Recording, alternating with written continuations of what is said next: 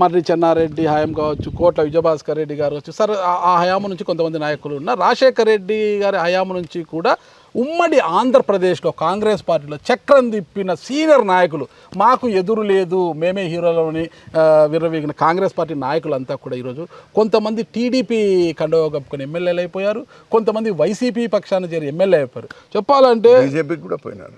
బీజేపీలో కూడా ముఖ్యమంత్రి పదవి అలంకరించిన కిరణ్ కుమార్ రెడ్డి గారు బీజేపీలోకి వెళ్ళిపోయారు. అంటే ముఖ్యమంత్రిగా చేసిన ఆయన ఎంపీగా పోటీ చేశారు. ఇక్కడ ఇంతమంది ఇక్కడ తీసుకుంటే సుదీర్ఘకాలం పాటు టీడీపీనే పోరుబాటు సాగించిన కన్నా లక్ష్మణ్ గారు, కోట్ల సూర్యప్రకాష్ రెడ్డి గారు కావచ్చు, మన ఆనం రామనారాయణ రెడ్డి ఒకప్పుడు కాంగ్రెస్ పార్టీలో ముఖ్యమంత్రి కావాలని యాగం చేసిన వ్యక్తి ఆయన.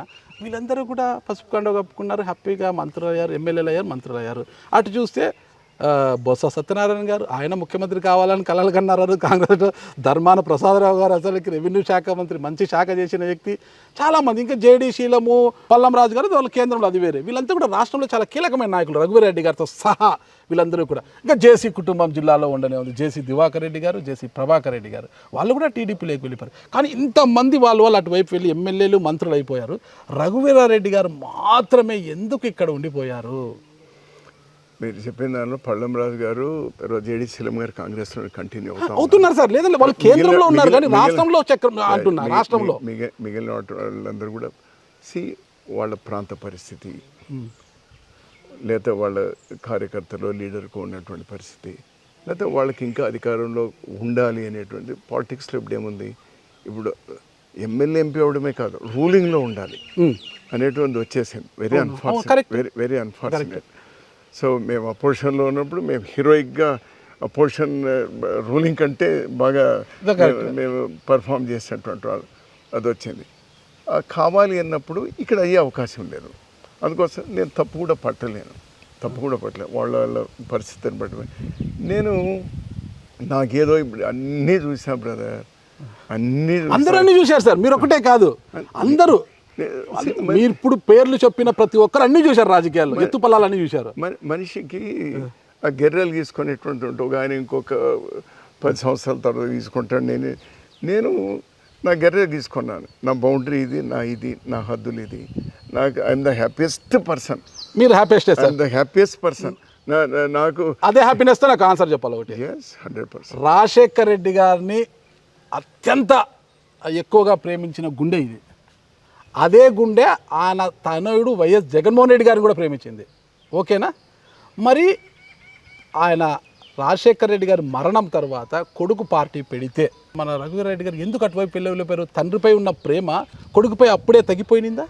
రాజశేఖర్ రెడ్డి గారు ఆ దుర్ఘటనలో చనిపోయిన తర్వాత పావురాలగుట్టలో ద ఫస్ట్ పర్సన్ ఆంధ్రప్రదేశ్ నుంచి ముఖ్యమంత్రి ఎవరు కావాలని ఆ రోజు TV5 రిపోర్టర్ వచ్చి అక్కడ అడిగితే I was the first person to tell మా నెక్స్ట్ ముఖ్యమంత్రి జగన్మోహన్ రెడ్డి గారు అని. మీరే first? I was the first person. సంతకాల సేకరణ కూడా మీరే ఫస్ట్? సంతకాల్లో లాస్ట్లో, ఎందుకంటే నేను నెక్స్ట్ డే పోయినాను. సంతకాలకు శ్రీకారం చుట్టింది సార్? ఫస్ట్ శ్రీకారం చుట్టింది సంతకాలు అక్కడ ఉన్నటువంటి వాళ్ళందరూ కూడా. ఫస్ట్ చెవరాలు ఎవరివి? ఫస్ట్ సంతకం ఎవరిది? సంతకాల సేకరణ చేపట్టాలనే ఆలోచన ఎవరిది? అందరిది. జగన్మోహన్ రెడ్డి గారికి ఏం తెలియదు దీని గురించి? నాకు తెలుసు. ముఖ్యమంత్రి కావాలని కానీ, సంతకాల సేకరణ చేపట్టాలని కానీ, కావాలని ఉండొచ్చు కానీ సంతకాలు చేయాలనేటువంటి అది అతనికి సంబంధం లేదు నాకు తెలిసి. సబ్జెక్ట్ కరెక్షన్ అది అందరూ అక్కడ ఉన్నటువంటి వాళ్ళు చేసినారు. నాకు కూడా చెప్పినారు ఈ విధంగా చేస్తున్నా అని చెప్పేసి, మంచిదే అని చెప్పినారు. నాకు కూడా ఫోన్ మొదటి చెవరాలు ఎవరో తెలియదు, నాకు గుర్తులేదు. కానీ నాదైతే, ఎందుకంటే నేను నెక్స్ట్ డే పోయినా, నేను వెంకట్రామరెడ్డి మేమందరం కూడా, అనంత వెంకటరామరెడ్డి మేము నెక్స్ట్ డే పోయినాము. ఎందుకంటే మేము ఆ రోజు తెలుస్తూనే మేము రాయదుర్గంలోనే ఉన్నాము. ఈ విధంగా తెలిసిన వెంటనే ఇమ్మీడియట్గా అప్పుడు జగన్తో మాట్లాడినాం, ఏం జరుగుతుంది ఏమేమి చెప్తే, ఏమన్నా ఈ విధంగా అయింది అని చెప్తే ఇమ్మీడియట్గా పౌరాలగుట్టు పరిగెత్తాము. సో నెక్స్ట్ డే ఆ రోజు రాత్రి అంతా ప్రయత్నం చేస్తాము. మళ్ళీ నెక్స్ట్ డే పొద్దున్నే అక్కడ పోయినాం. సరే బాడీ తీసుకు అక్కడే చెప్పేశారు మీరు రాజశేఖర రెడ్డి గారికి లేరు అని కన్ఫర్మ్ అయిన వెంటనే అక్కడ పౌరాలగుట్టలో నేనే ఫస్ట్ చెప్పింది, అతను ముఖ్యమంత్రి కాంగ్రెస్ పార్టీలో కొనసాగి ఉంటే, జగన్ కూడా చెప్పినాను నేను, నువ్వు కాంగ్రెస్ పార్టీలో కొనసాగితే నాన్న 20 ఏళ్ళు పోరాడినాడు, నేను భుజాల మీద మోస్తామయ్యా, నువ్వు ముఖ్యమంత్రి అయ్యేంత వరకు మేము నీ వెంట ఉంటాము, అది ఈ రోజా రేపు అని. అది అనేకమైనటువంటి, అది ఒక దాదాపు ఒక గంట మాట్లాడుకోవచ్చు. స్ట్రైట్ ఒకటే సింపుల్ చెప్పండి, సింప్లిఫై చేసి చెప్పండి. అతను కావాలి, జగన్మోహన్ రెడ్డి గారు కావాలని పార్టీ నుంచి వెళ్ళారా, వెళ్ళేలా చేశారా? రెండూ జరిగినాయి. ఏది ముందు, ఏది ముందు? రెండూ జరిగినాయి. ఏది ముందు, ఏది ముందు? ముక్కు ముందా మొక్క ముందా అంటే అట్లా కాదు. చెప్పాలంటే వివరణ కూడా ఇవ్వాలి. సగం చెప్తే మళ్ళీ రాంగ్ ఇది పోతుంది. జగన్ ఖుద్దు నాతో చెప్పినటువంటి, అన్న నన్ను పీసీ ప్రెసిడెంట్ కానీ లేకపోతే కేంద్రంలో స్టీల్ మినిస్టర్ కానీ తీసుకోమని చెప్పినారన్న, ఏది తీసుకోమని చెప్తారు అని నన్ను అడిగినప్పుడు, కేంద్రంలో మంత్రిగా పోవని చెప్పినాను. కేంద్రంలో మంత్రిగా పోవని చెప్పిన, అది ఇది కాకుండా ఇండిపెండెంట్ ఇది కూడా ఇస్తాము, ఇండిపెండెంట్ ఛార్జ్ కూడా ఇస్తాము, పోతామన్నారు. నేను దానికే పోవని చెప్పినాను. మళ్ళీ ఏమీ మార్పులు వచ్చినాయి కానీ మళ్ళీ అతను ఇదేదో పాదయాత్ర అనడము, ఇంకోటి అది నేను చెప్పిన, వద్దు ఓదార్పు. నేను సోనియా గాంధీ గారిని ఈ జిల్లాకు తీసుకొచ్చి 100 మంది పైబడి ఆత్మహత్య చేసుకున్నటువంటి రైతు ఫ్యామిలీస్కి ఆ రోజు అందరు కూడా చెక్కులు ఇప్పించి ఆమెతో ఒక చోట 1,00,000 మందితో మీటింగ్ పెట్టి చేస్తాను. You leave it to me. నేను ప్రతి జిల్లాలో కూడా నేనే ఆర్గనైజ్ చేస్తాను, నాది బాధ్యత. నువ్వు 1,00,000 రూపాయలు ఎట్లు ఇవ్వాలనుకుంటున్నావు ఆ కుటుంబాలకు, నేను ఏఐసిసి నుంచి కూడా ఇప్పిస్తాను, 2 లక్షలు ఇచ్చుకొని వస్తాంలే, నేను ఇట్స్ మై రెస్పాన్సిబిలిటీ అని అన్నాడు. మళ్ళీ ఎందుకో సరే, అంటే తండ్రి చనిపోయినప్పుడు తానే స్వయంగా వెళ్ళడం మంచిదా, పార్టీ అధిష్టానం వచ్చి వెళ్ళడం మంచిదే?